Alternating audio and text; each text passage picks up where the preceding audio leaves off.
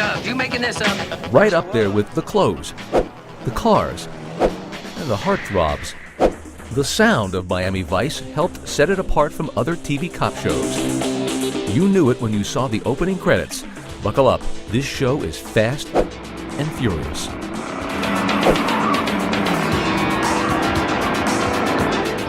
And it didn't stop there. Like the burgeoning MTV, Miami Vice was the marriage of music and stylized images. It brought extra tension and high energy to cop and robber car chases. And much of that sound was created far from the glitter of Miami and the glamour of Hollywood. It was composed here by one man in this farmhouse. His name is Jan Hammer. His home in upstate New York is the unlikely birthplace of what became the signature sound of the 1980s. A chance meeting with executive producer Michael Mann led to Hammer's involvement in Miami Vice. During the meeting, I had all kinds of sketches on a cassette that, and I played him one thing, and he listened to it, and he liked it very much. And he said, let's go ahead on the basis of that piece. And that piece was the Miami Vice theme. Hammer credits Mann for giving him the artistic license to try anything. We were almost finished dubbing the pilot episode. Michael took me aside and he says, if we get picked up, or I think he may have even said when we get picked up, because it really looked good. He says, I want you to run with it. I mean, those were his words. Just take over. Success came fast. By mid-season, producers decided to put together a Miami Vice album. It was a worldwide smash. The album spent 12 weeks at #1 on the Billboard charts. But there was little time to celebrate. Unlike other TV shows which recycled theme music, Jan had to churn out fresh material for every episode, at times up to 33 minutes of music each week. I had about 4 days to look at the rough cut, come up with the music, record it, place it, and ship it back to them.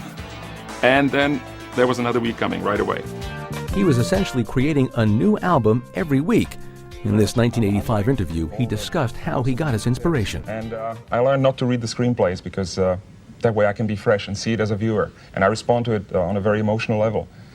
And it's also helping me to keep turning out things week after week.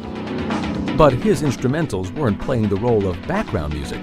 This was the first show to treat music on equal footing with the characters. There were, two major characters, Don and Philip, Sonny and Rico, but that the music filled in as a third major character because it really was given so much prominence compared to TV shows up till this day. The music we saw as another tool in which to tell the story, not just with words, not just with cinematic images, but another thread, if you will.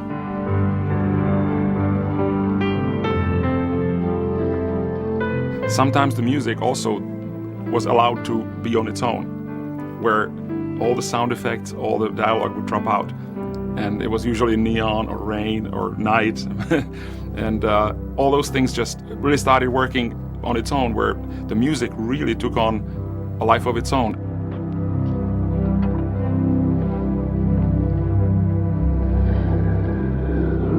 What are you looking at? Sometimes, whatever was on high rotation over at MTV found its way on Miami Vice.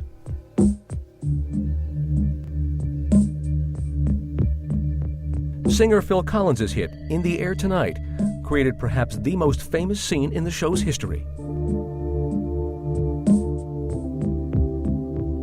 It took a simple scene and it made it much bigger, much more profound, and much more resonant than if we just had some trifling score.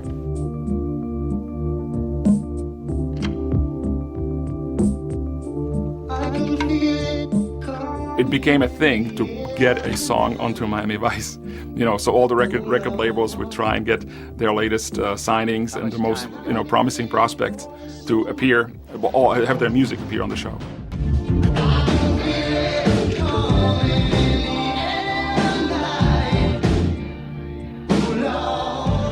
And why wouldn't they? Miami Vice was uncompromisingly film-like. It was groundbreaking in its look and sound. It was the coolest thing in primetime. How about if I just blow that coke right back out of you, amigo? During the first year, it really established itself as this incredible sort of watershed where things really changed. And we felt that after that,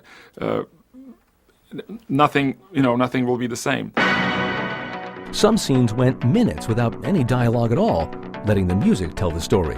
Commonplace in films, but unheard of in television.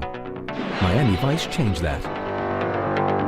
You can fill gaps in the narrative with the music, and you don't have to tell the story 1, 2, 3, 4, 5, 6. You tell it 1, 3, 5, 7, and you can use the music to help tell the story.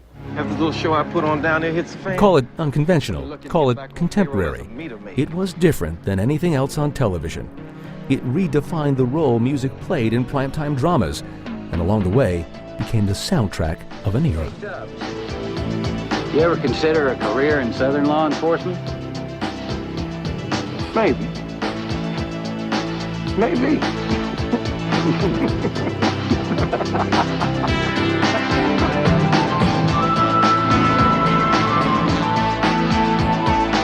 You can play ball and do the time. I'm Ricardo Tell.